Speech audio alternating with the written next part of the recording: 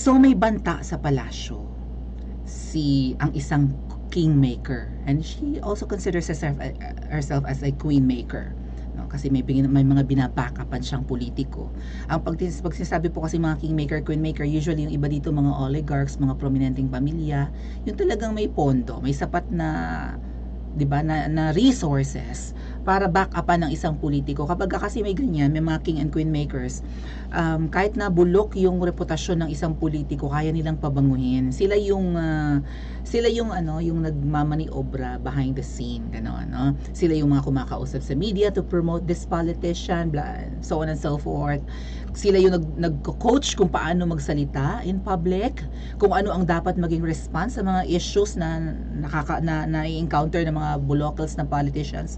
Kung magaling po ang isang politiko, hindi niya kakailanganin ng king or queen makers, 'di ba? So yung mga king and queen makers na yan, let's just call them the king makers, ay syempre malaki ang magiging utang na loob diyan ng mga politikong magiging maghahari-harian at magre-reyna-reynahan sa, 'di ba? Sa isang bansa, kahit sa isang syudad. Oh.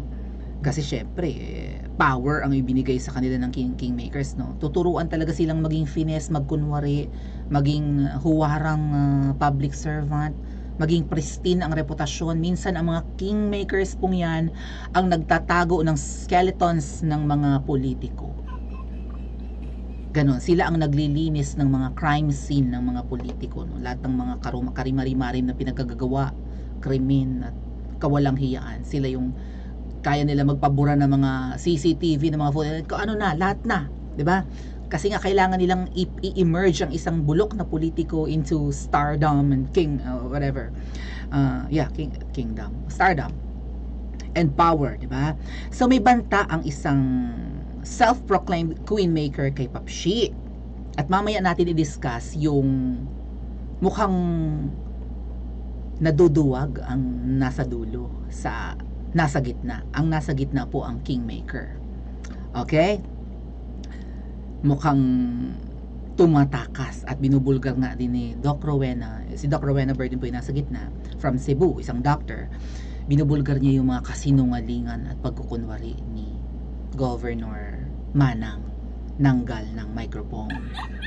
So, bago natin discuss muna natin ang mukhang banggaan ni Doc Rowena at ni PBBM, or ang kanyang mga banta or warning sa palasyo. 'Di ba nag-warn na siya nung unang-unang sumabog yung kanyang expose na may maraming likil, maraming otoko. Hello mga nasa Japan. Maraming otoko si i-comment nyo nga kung ano ibig sabihin ng otoko. Maraming ohms. Hello mga maraming ombre. Hello mga Spanish speaking Filipinos. Merong mga ombre daw di umano si Governor Gwen. Sa mga panahon din binulgar niya yon, medyo nakaladkad pa nga yung ilang mga matsong artista, di ba? Kung sino ba yung nakaulayaw di umano ni Manang na mga celebrities na mga talaga ng mga matsu, ha? Doon din niya sinabi na huwag mong babackupan ang gobernadora ng Cebu, PBBM. 'Di ba ganun yung message niya? Like mga less than a week ago. Ngayon may update. Eto po, share ko sa inyo. Hold on a second. At hindi lang to banta, actually expose ito mga ate at kuya. At itong expose na ito, hindi naman originally nanggaling lang din kay Doc Wee. Si Doc Rowena ay kilala sa alias or palayo na Doc Wee, ganun siya ina-address ng mga taong kilala siya. Si Direk Daryl Yap din po ang unang nagsabi na may mga paid trolls ang Malacanang. Hello Direk Daryl. Correct mo ako kung mali ang aking sinabi. Pero ito rin ang dalawang tao at kilalang mga personalidad na ang nagsasabing may paid trolls ang palasyo. So ang tanong ko nga po sa inyo, normal pa ba itong gawain ng isang politiko or ng isang administrasyon? May mga narinig rin kayo na may mga paid trolls noon sa, or may parang may isang secret room sa headquarters ni Papshi. Parang media room, or some, not media room, but may mga computer daw eh. 'Di ba sabi ni Fair Lady Marlica, kasi hindi ko po napasok ang lahat ng stories ng ng palapag ng headquarters ni Papshi, yung kulay blue na building diyan sa may lagpas ng Pasig River, sa may what's that place again, Mandaluyong. Pero napasok yata ni Miss Maharlika, ang sabi niya may isang computer room doon, puro computers, parang call center. At tapos mga bagets daw yung nandoon, like mga youth, siguro mga nasa mga teenagers, tapos mga baka legal age naman, tsaka mga early 20s, mga kabataan na tingin ni Miss Maharlika ay parang yung mga trolls. Alam ko ang trolls gawain to ng mga ng mga pinklawan right? Silugaw ang alam kong mga pinklawan na maraming ganyan. Mga dilaw ang may mga mahilig sa trolls or paid trolls or may troll farm.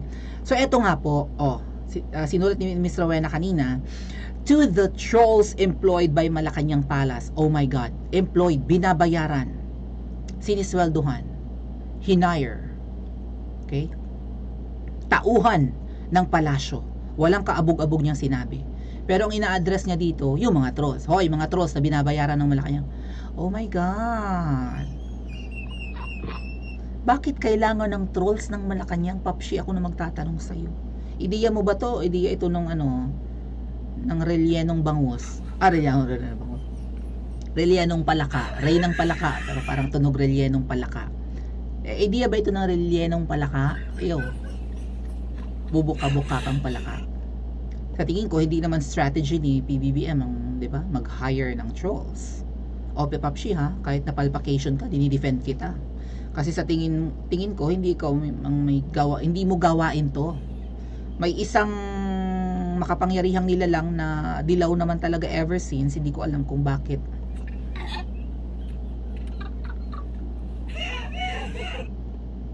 Binutod mo yan. Binutod!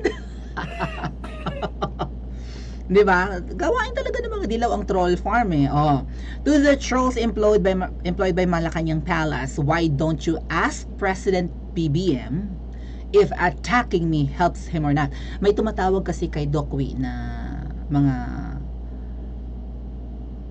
netizens and ensaymada vloggers na siya ay may ting-aling, na siya ay purveyor ng fake news. Fake news lang yung mga allegation niya kay Manang Nanggal ng Mike ng Cebu. Kay Manang Nanggal ng Cebu. Fake news daw yan, na kurakot daw yun, hindi naman daw kurakot. Todo tanggol kasi ang ensaymada vlogger. So I would assume, bukod sa mga kabataan na pwedeng maging paid trolls ng palasyo, according to Doc Rowena, kasama na rin dito ang mga ensaymada vloggers na hindi ko maintindihan kung bakit bulag na bulag sila sa kapalpakan. Di ba sabi nila, nagrereklamo sa 50 bigas or 60 bigas, hindi nagrereklamo sa 75 na gin bilog. Kung hindi ba naman mga urur ang mga ensaymada vloggers? Nakita ko rin, nakakalungkot, mga kaibigan ko pa, mga Mawinians din, nakita ko nag-post sa Facebook. Tuwang-tuwa pa sila, may meme nga silang ginawa, may picture ng gin bilog, tapos may picture ng isang supot ng bigas or isang kilong bigas. Tapos may nakalagay doon na caption, galit sa 15 bigas, pero nagrereklamo sa 15 or 16 bigas, hindi nagrereklamo sa 75 na alak. Kung hindi ba naman kayo mga syong, hindi naman lahat laklakero't laklakera, hindi naman pang araw-araw na kailangan ang gin bilog. Bakit ang gin bilog iinumin mo ng umaga, tanghali, gabi?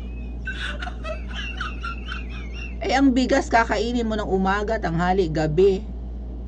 Nilalahok po, ginagawa pang ang kakanin yan. At lahat kumakain ng kanin sa Pilipinas. Hindi ko na lang alam sa ibang masiselan, pero mapabata, mapamatanda, mapa mga magulang, mature adult, di ba? Kumakain ng kanin.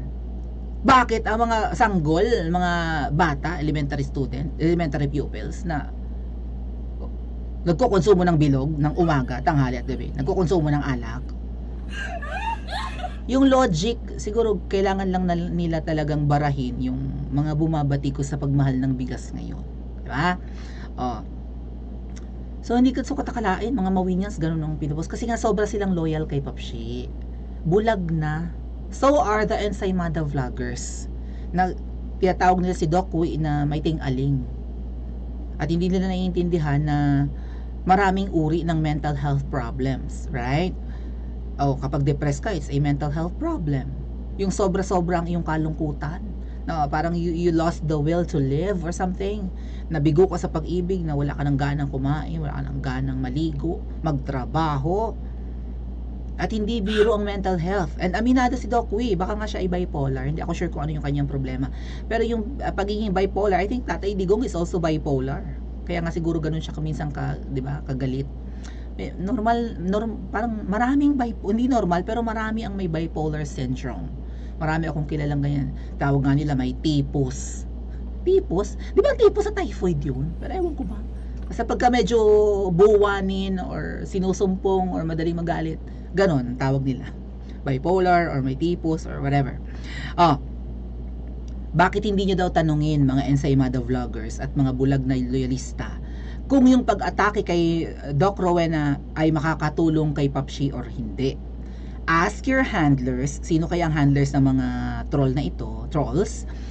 Ask your handlers first if what you are doing helps their principal. Oh, handler. Oh, may kilala akong handler ng Ensaymada vloggers na kapag kumakain ay nandito minsan nagdidikita na yung mga kanin, babae ito. Pero hindi niya namamalayan, nakikipag-usap siya sa mga prominenteng tao, may kanin siya sa mukha. Also, pag nagsasalita yung sintabi sa mga kumakain, yung laway nasa gilid na may mga taong ganyan, di ba? Yung laway dito nasa gilid, kakadaldal. Hindi alam na naglalaway na. Ew. Tanungin nyo daw yung mga handlers nyo, ang mga namumuno sa inyo, mga Ensaymada vloggers, kung makakatulong ba sa inyong principal pertaining to Papshi, to PBBM, itong pag-atake nyo kay Doc Rowena Burden. Baka Rowena Guanzon ang nababanggit ko, mga ate at kuya. It is in the best interest of our president to distance himself from Governor Gwendolyn fucking ba yan? Fucking Garcia. What the F? Governor Gwendolyn Garcia, sabi ni Doc Uy, mas magandang dumistansya si PBBM at ang kanyang administrasyon kay Governor Manang nanggal ng mic. Diba? He knows that, alam daw ni Papshi. In this instance, he has no choice but stay away from this fight till the gutters na labanan. Fight till the gutters. Fight na nga, labanan pa. You are just paid flunkies. Oh my God, bayad. Aroy. So yung mga Ensaymada vloggers, bayad, Doc Uy, shout out. So employed nga, binabayaran, employed mga ate at kuya. Sinisweldohan, hinire. Yun ang trabaho. You have no idea of the kind and level of the political influence that I hold. Sabi niya, hindi nyo alam kung ano ang aking impluensya. Ganon. The president whom you think that you are protecting knows all too well. Alam daw to ni Papshi kung ano ang impluensya at kakayahan ni Doc Uy. As I posted several days ago, I have checkmate Manang Gwen Narcisa. Bumingo. Sabi niya, it is all over for her. Tapos na ang karir at maliligayang araw ni... Kasi meron na nga siyang ultimatum eh. September 30, bumaba ka sa pwesto. Or kapag hindi ka bumaba bago ang September 30, ibubulgar ko sa press con sa September 30 ang lahat ng kabalbalan mo. Hindi sumagot si Governor Gwen Narcisa daw. Narcisa? Garcia yun, hindi Narcisa. Doc Uy. Narcissistic baga. Di ba? At ngayon nakabakasyon, mamaya punta pag-usapan natin, nakabakasyon ngayon si Governor Gwen. Kaya nagtataka ang ibang DDS, bakit ka tumatakas? Ay may mga ano sa iyo. Kasi parang ang dating kasi tumatakas. At parang may nakita nga akong picture niya na iika-ika. Mamaya hanapin ko ha para sa susunod discussion natin.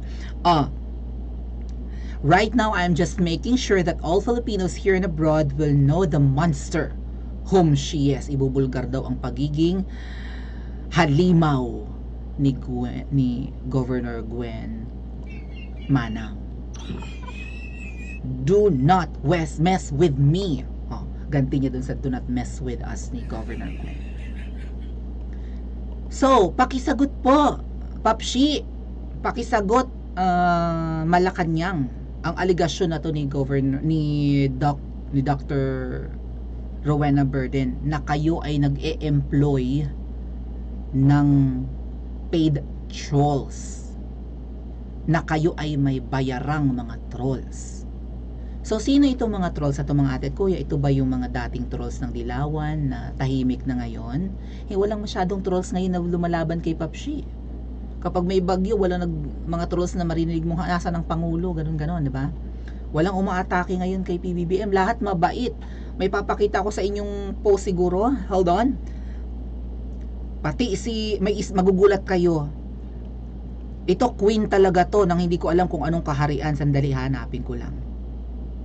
Ano kaya to? Kaharian ng ano kaya to, ha? Dali, share ko lang sa inyo. Reyna rin ito. Hindi siya queen maker, but she's a queen.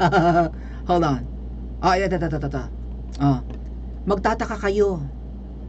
Bakit ang mga Dilawan ngayon ay kakampi na ni PBBM? Talagang unity, ano? Ayan. Refreshing to hear, sabi, the correct views on the West Philippine Sea issue voiced by PBBM at the Asian Summit. Apakalaki ng pinagkaiba sa katayduran ni Duterte. Sino yung queen na yan? Sabak queen ba yan? Sabak queen? Queen of Sabak. Si Dilima, na dating anti-Marcos, anti-Duterte pa rin hanggang ngayon. Mabait na kay PBBM na running mate ni VP Sara. Bakit kaya mabait na to kay PBBM? Pinklawan to kakamping to So, ang kakamping at pula, iisa na. I-comment nyo nga po sa comment section at mag-like and subscribe na rin po kayo.